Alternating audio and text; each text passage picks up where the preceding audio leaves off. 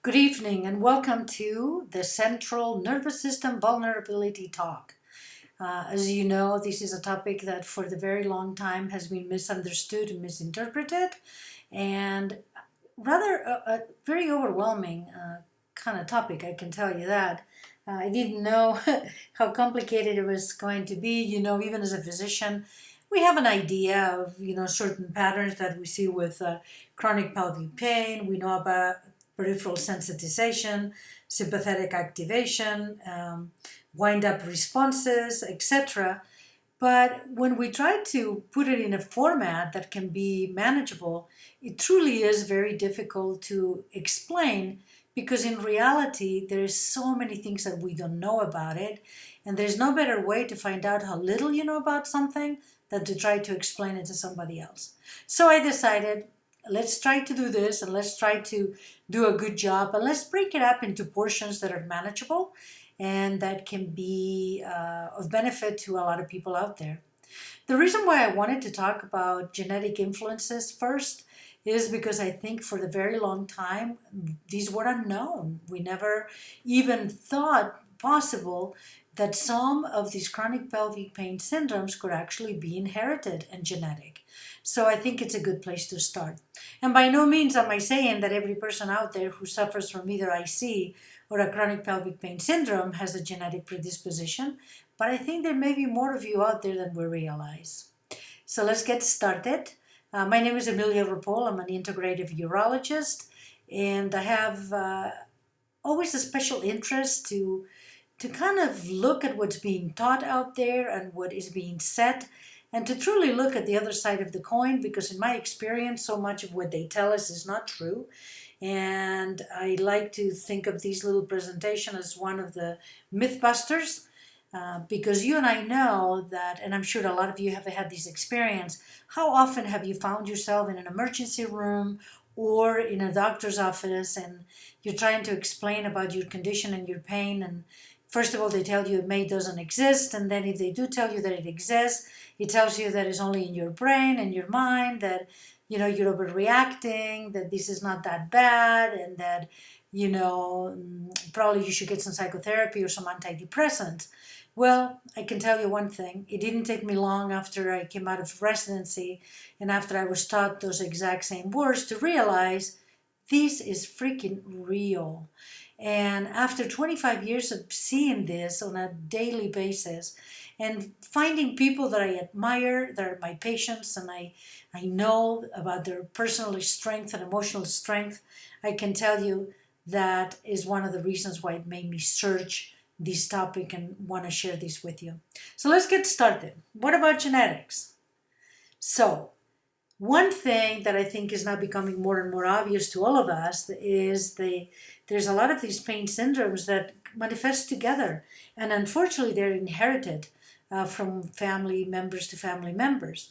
We don't know for sure the percentage of cases that are inherited, but I can tell you that there are more out there than we ever imagined. Unfortunately, and talking about genetic lottery, it had to be an autosomal dominant, didn't it? So what autosomal dominant means in a nutshell is that if in order for us to manifest a disease in general, we need to get it from both sides of the family. That in the cases where we have an autosomal dominant, it means that even if we only have one-sided, if we only get one genetic input from one parent that is abnormal, and the other one may be normal because it is dominant, is going to overrun that and is going to manifest in our children, in a lot of them, and in ourselves. So that was not a good thing, but it is what it is. So let's talk a little bit about some of those things that we have found.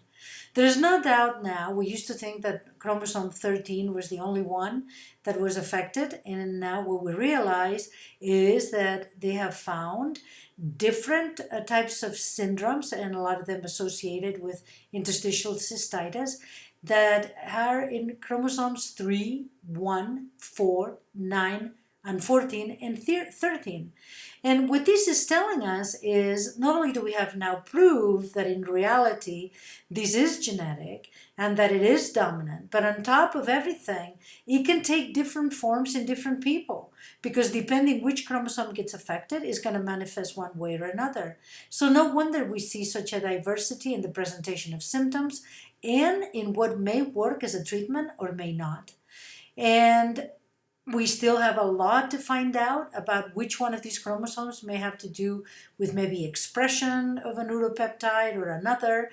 Some are good at blocking pain, other ones are inducing it, or could it be that these some of these chromosomes have to do more with channels that are the ones that are responsible for letting certain minerals in, etc., or even different receptor sites. So we'll talk a little bit more about this, but what's important is that there is so much that we don't know, but thank goodness there's more research going into this right now. This paper that I'm showing you that was mentioning all these chromosomal changes came from the Journal of Urology 2017, so this is recent and is exciting because I think we're at the threshold of a lot more information coming out.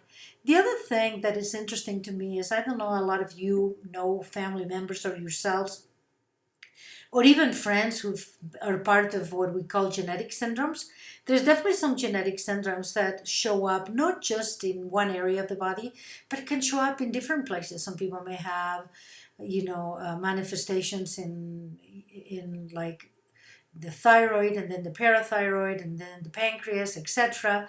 Well, what we found now is there is a genetic syndrome that also has interstitial cystitis as a part of it, including as well panic disorders, depression, thyroid issues, and some autonomic spastic syndromes with it. So it's as you can see, is not found in isolation, which makes sense because oftentimes we never see interstitial cystitis by itself, but we see it associated with a lot of other things. Now, this kind of familial syndrome is thought to be predominantly in chromosome 13. And like I mentioned earlier, it's fascinating that it's affecting as well the thyroid, which a lot of people have difficulty with, and also with some of the psychomotor and neuro psycho-emotional genes expression. So in reality, why is this important? Well, this biological vulnerability to pain is super important, not only at the local level, at the pelvis, but realizing that a lot of these syndromes can also be systemic, meaning that it can affect other areas of the body, including migraines and fibromyalgia, and a lot of these other syndromes that a lot of people don't believe are out there, but they really are, and believe it or not, they sometimes go hand in hand with IC and chronic pelvic pain. And more importantly, now we know that in chromosome 13, some of the genes that are also responsible for panic disorders and depression being also to be abnormal in people with interstitial cystitis and other autonomic and muscular syndromes. So how is that possible? And what does, people, you'll read papers and they always talk about polymorphism. And in all honesty, is kind of not an easy term to explain, but the way that I made it much easier for myself to understand is if you look at a beautiful leopard, you have the traditional leopard, and you have the puma, which is also a leopard, and still has spots, but they look a bit different, but they're both pumas. And what's important to realize is that even in humans, we have polymorphism, not just in the way we look, but you're going to have it at other levels, the molecular levels, which will determine the amount of pain that you may have, or which hormones you have, or levels, or how fast you can get rid of pain or heal, etc. So there's a lot of genetic polymorphisms that can be related to what we're talking about tonight. And so what are some of those? So one of them, the polymorphism, is affecting the actual peptides, which are these little small protein-like molecules, which the neuron is going to use to talk to each other and communicate and pass on information. So you can imagine that if you had faulty neuropeptides, and remember, neuropeptides are very complicated because they're everywhere in the brain and they have such a very difficult activities. It's not just about pain control or either activating the pain, making it more prominent or less.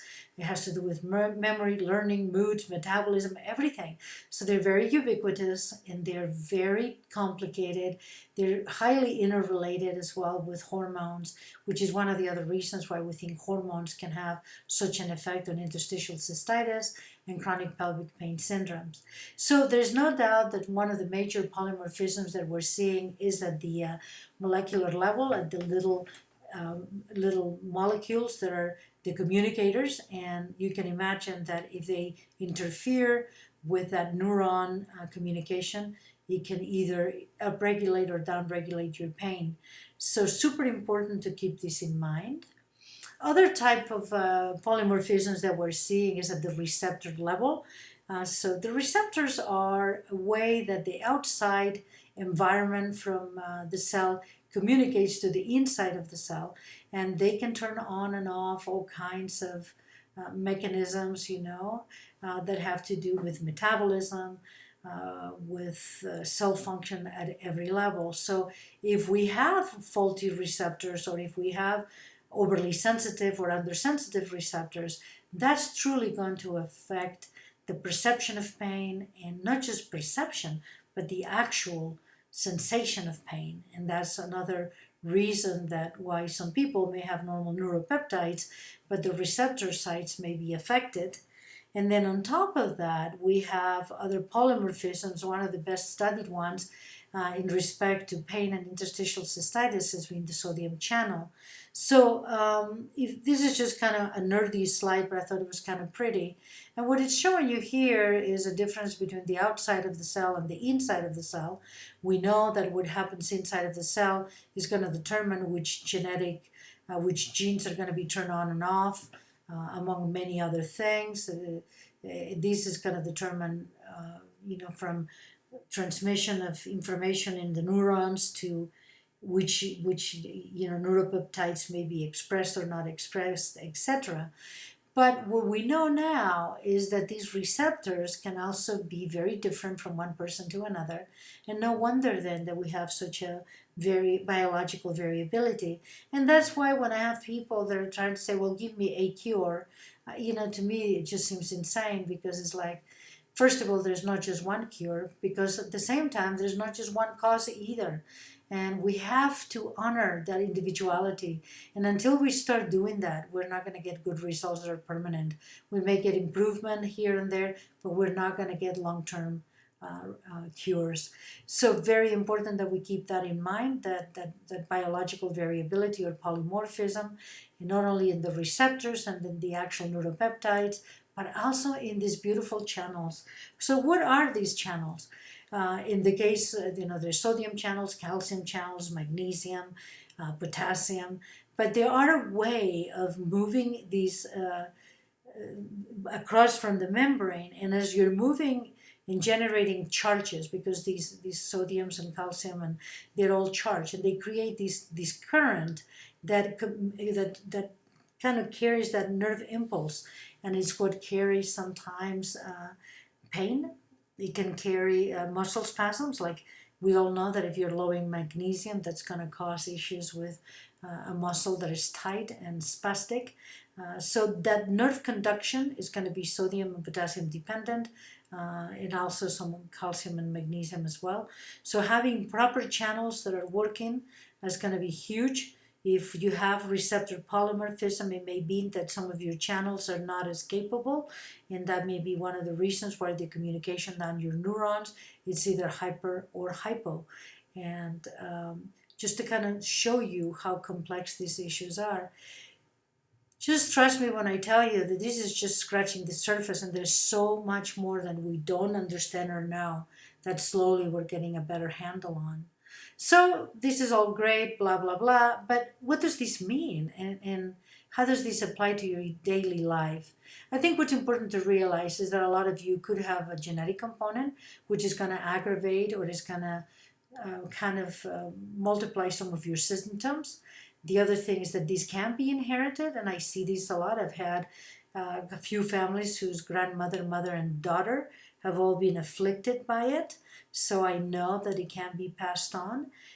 It's important to realize that there's other chronic pain syndromes that are very commonly associated with IC, such as migraines, fibromyalgia, etc. Most of the time, this is multifactorial. It takes more than just genetics, thank God. I also see some people from those same families that have no symptoms whatsoever. So we know that it takes more than just one thing to cause these patterns, and that so if you do have a genetic predisposition, by no means are you doomed to end up in this situation, and there's things that can be done to prevent it. And then the other thing that is important that I think we all need to be aware of is that if you are in this category, that you are going to be more sensitive to pain after surgeries, after injuries, after fractures, including even things like passing a stone, having gallbladder attacks. All those things that are painful to the regular person are 300 times more painful. And that's not an accurate number, but it just seems that way sometimes, but extremely more painful in the people that have these genetic predisposition than the average population. So how do we prepare for this? What can we do? If we know that we may have a genetic predisposition, how do we go about it? I think what's huge is we need to start educating the surgeons and the ER physicians about this heightened pain response. I think a lot of them have to realize that this is real. Trying as hard as I can to educate other doctors about this. A lot of them are very slow to learn. People think that people with IC are drug seekers, and they have no idea how wrong that is. We need to be preemptive with Chinese herbs and other herbs. I know that in my patients I use Yunnan Baiyao, which is an amazing Chinese herb that not only cuts down on bleeding, but it cuts down on pain, and it really helps heal with less pain. Even auricular acupuncture done before surgery can be extremely beneficial. As a matter of fact, even in my patients who are asleep before surgery, I will anesthetize locally the incision before I ever make an incision, or even use topical medicine. And why do I do that? Because I think that even though your mind is asleep, your body is awake, and it's going to perceive that, and it's going to start kind of triggering some of the central sensitizations, some of the other wake-up responses that we see with chronic pain, and loss of inhibitory control, and etc. So I think that anything we can do ahead of time to prevent this is wonderful. And then afterwards using, or even before that, I will use arnica or Tramiel or some of the other homeopathic products that are known to be beneficial. And then after surgery or injuries or anything else, using acupuncture can be very helpful, using neurotherapy, treating scar tissue, physical therapy, etc. And now also using CBDs, which is the part of the marijuana plant that has no psychotropic effects. There is a compound pharmacy that is making CBD vaginal suppositories for women that have IC instead of the Valium ones and some of the other formulas, because they are not as sedating, so they can do this, control pain, and be able to carry on with their usual work. And so why am I talking about this? Because the last thing I want to teach you today is to empower yourself. I want you to have zero tolerance for medical abuse. When you go into an emergency room or in a situation where people are minimizing your pain or telling you that it does not exist or is in your mind, that, in my opinion, is medical abuse. And that is not fair. You have rights, and you deserve better than to listen to a bunch of people that know nothing about your disease and who are trying to tell you how to run it. So don't let them do that. You educate them, and if they don't want to learn from you, walk away. There's plenty other people out there that are willing to be there for you. And more every day, more physicians will do that for you. So be your strongest advocate, and don't let them mistreat you. Thank you for being here tonight. I'm really excited that we had this opportunity. And in the next week, we're going to talk a little bit more about other mechanisms that cause these sensitivity and this vulnerability of your nervous system. And we're going to try to find little tricks and ways to help you get through it. Thank you very much. Have a great day.